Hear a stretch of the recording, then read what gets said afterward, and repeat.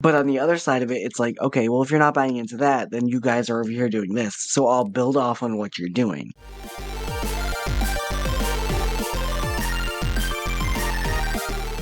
So one of the big criticisms that was levied with the Mass Effect series that I luckily did finish was the idea that the player choices didn't necessarily affect the story at the end. And I wanted to talk a little bit about that as a phenomenon, mostly in tabletop terms, because I worry that when people come up with like their epic campaigns, there may be a bit of an interest, a self-interest of making sure that the storyline still progresses through regardless of the players taking actions, that you still want your big bad guy at the end, that you still want the big wrap-up, that finale, and that it can make the players' choices feel a little bit toothless, that they didn't do all that much to get there. And that for RPGs, especially for tabletop ones, where the player agency should be taking focus, I worry about the idea that you'll eventually wrap up your campaign. Boy, that would be a nice feeling to actually finish a campaign. Right. But that if you actually did finish the campaign, it wouldn't necessarily feel like your choices had weight, that it felt hollow. And so I wanted to talk a little bit about that. What could we do to make sure that your character choices actually do affect the story? And I'm going to just start by saying, first of all, being willing to throw out what the end story is. I think literally just being willing to say that the story that you had planned ain't necessarily going to be the story.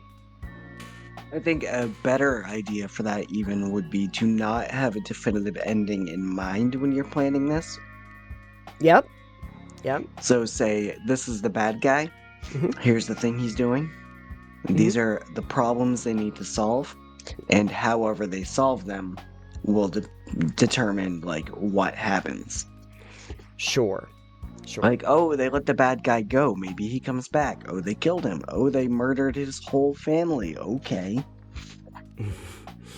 Yeah. There's options. If you don't pre-write the whole ending, you can just kind of go with, oh, the players are choosing to burn down the whole town to kill this one guy. Well, okay, I guess that works. But also, here are now all the issues they have caused by burning down the town.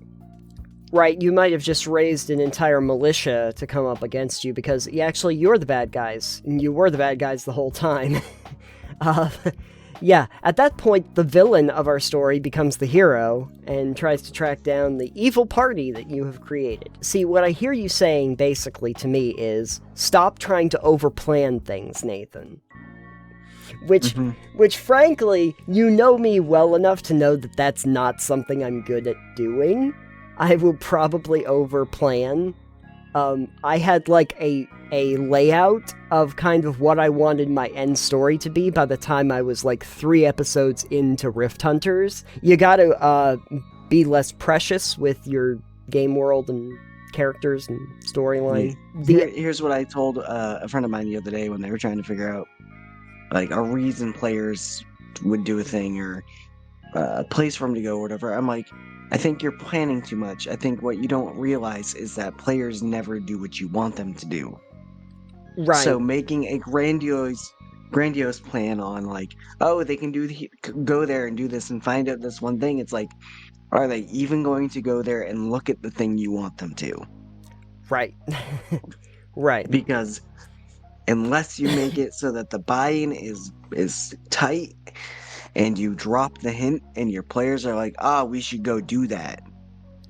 Right. Unless you're doing that, it's likely that your plans will never be found out. There is a counter to that, which is that you could have something planned where you could put it into other scenarios if they go in this direction rather than this direction. But we get back to the problem that we were discussing at the very beginning of this, which is the players feeling like they actually had an effect on the storyline. And so if I say, regardless of whether they're going here or they're going here, they're going to meet the same people, then they don't actually have much effect on the storyline. Their choices have been, like, pre-scripted.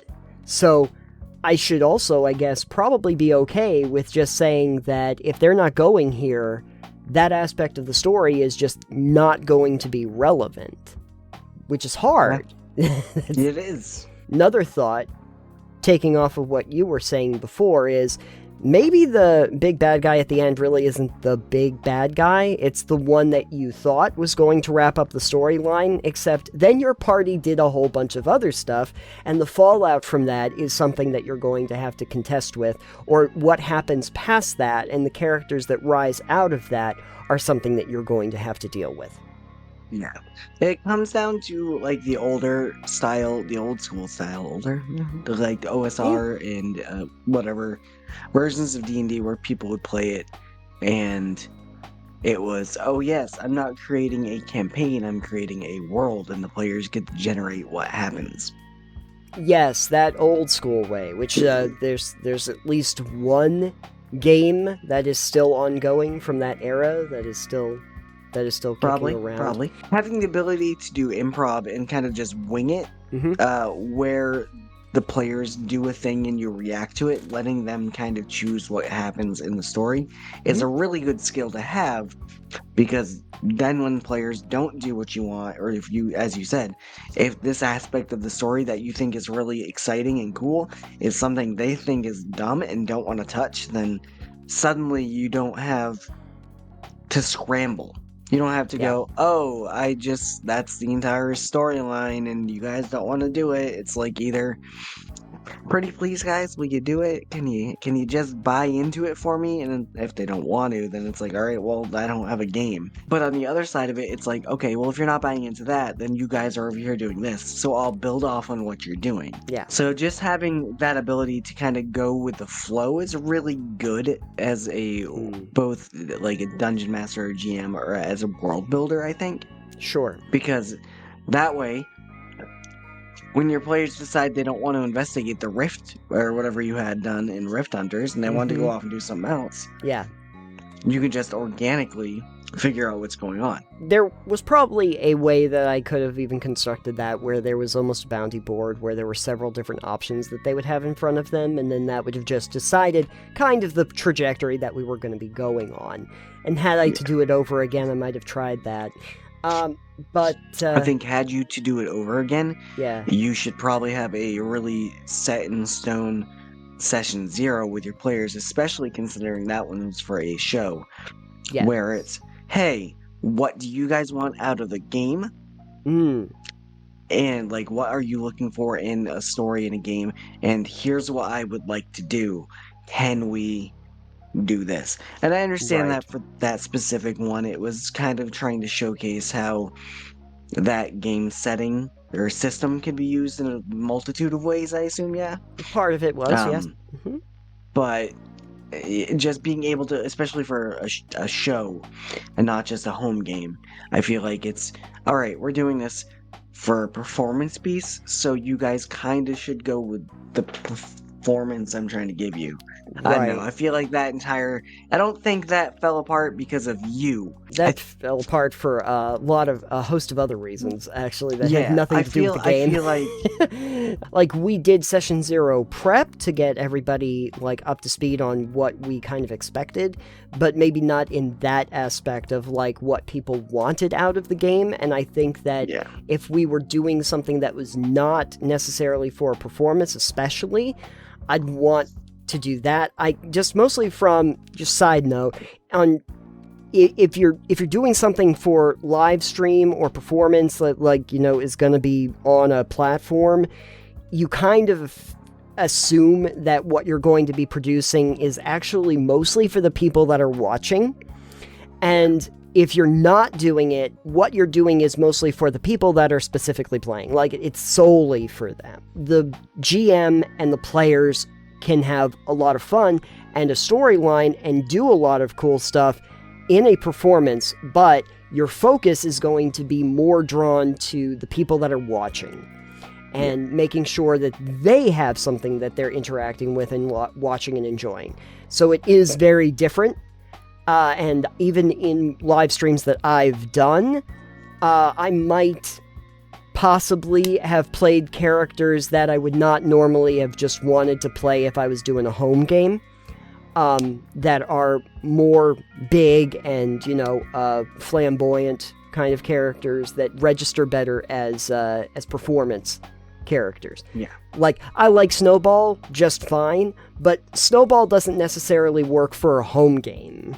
As a character, I don't necessarily think that I would play Snowball as in a home game, because that's not the kind of character he is. In a storyline, I want to imagine that the players have more agency, but I feel like in a cinematic quality, which is sort of like what you experience with, Twitch streams and live performances, there is a narrative throughway, and there kind of has to be, so that that there is an end goal that you're going toward.